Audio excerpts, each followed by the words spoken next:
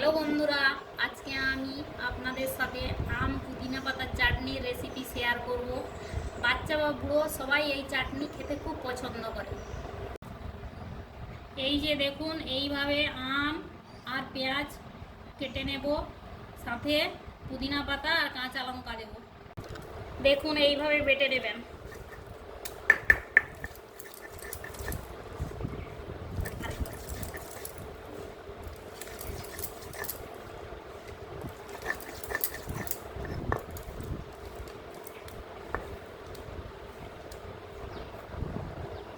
এই যে একটু নুন নিলাম, নুন দিয়ে আর একবার বেটে নেব।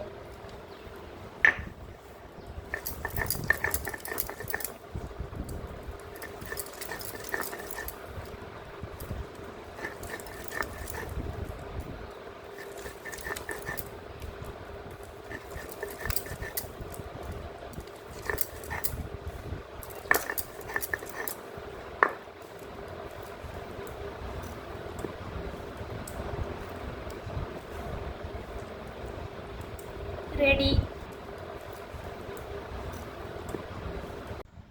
দেখুন, আম পুদিনা পাতার চাটনি রেডি।